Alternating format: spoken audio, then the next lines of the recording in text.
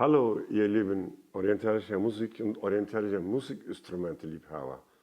Ich grüße euch herzlich. Ich heiße Mehmet Ungan und ich werde euch heute das Instrument Oud, das ich in der Hand habe, vorstellen. Ja, der Begriff Oud oder Oud vom arabischen Stamm bedeutet einfach Holz. Oud, Oud, Lut, Lauter, alle haben mit diesem gleichen Wort zu tun. Ihr seht ja die Form, es ist eine Halbbirnenform, verwandt mit der deutschen Laute sicherlich, die in gleichen Form hat oder andere Lautenformen in Europa. Oder man nennt sie auch Knickhalslaute, weil hier oben, wo Wirbelkasten ist, geknickt ist. Oder ein anderes Wort dafür, Kurzhalslaute. Auf jeden Fall ist der Korpus bei allem verwandt, dass es dann etwas eben in der Birnenform gebaut wird. Es sind mehrere Holzarten, wie man sowas baut, wie so ein Instrument baut. Aber das besteht jetzt aus Palisander, was ich in der Hand habe, mich mit Walnuss, glaube ich. So, eine Decke ist hier die wichtigste, der Klangdecke eigentlich, als allerwichtigste Teil von diesem Oud, weil er die Klangfarbe einfach gibt. Und die Oud ist immer doppelchörig, also die Saiten sind 5 doppelchörige Saiten und eine Bassseite. Es gibt mittlerweile 6 doppelchörige und eine Bassseite. Okay. Und hier sind nur Verzierungen, beeinträchtigt den Klang nicht. Es ist so. Ja, und hier der Teil ist aus Ebenholz oder ähnlichen qualitativen Hölzer. Ja, seit wann gibt es diese Oud in dieser Form? Nach einer Erzählung oder Beschreibung vom Geschichtsexperten, dass es in dieser Form seit dem 7. Jahrhundert besteht. Es gibt aber sicherlich auch Bilder oder irgendwie Überlieferungen, dass es noch früher in einer anderen Form sowas auch bestanden hat. Eine Form davon, die etwas kleineren Korpus hat, war beim Sumerer. Sumerer lebten 5000 Jahre vor unserer Zeit in der heutigen Türkei. Und es gibt sicherlich noch in Zentralasien ähnliche Formen, die Kopus genannt werden, die etwas kleiner sind vom Bau her, aber mit einem etwas längeren Hals, anstatt Holzdecke, eventuell auch Lederdecke hatten. Die gibt es. Beim alten Griechen gab es ähnliche Formen oder beim alten Ägypter.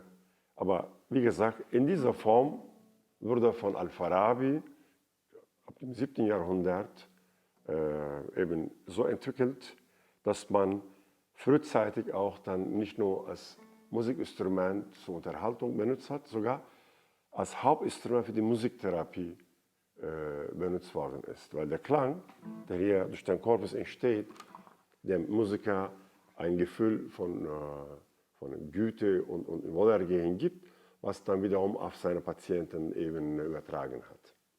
Und wie spielt man die Oud? Es war die Haltung, ihr seht.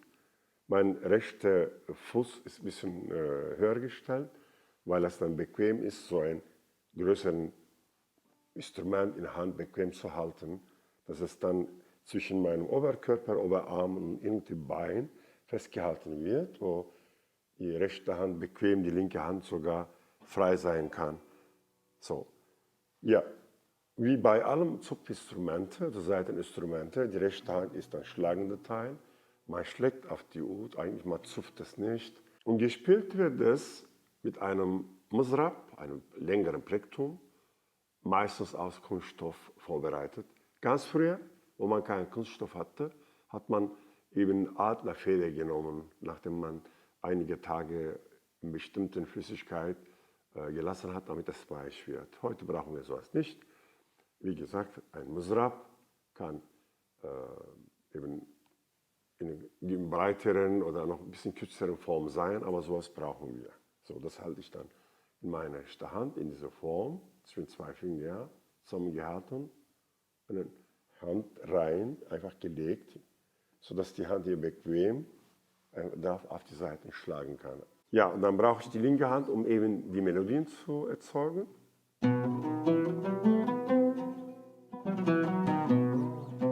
Durch den Druck mit dem Finger, der Druck zwischen den Daumen und Finger, wie bei allen eben Saiteninstrumente, entsteht der saubere Ton.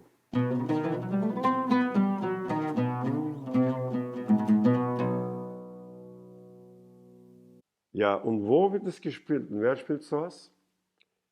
In der gesamtorientalischen Welt, das heißt arabische Länder, Türkei, Persien, Armenien und irgendwie auch in Griechenland, sehr beliebt.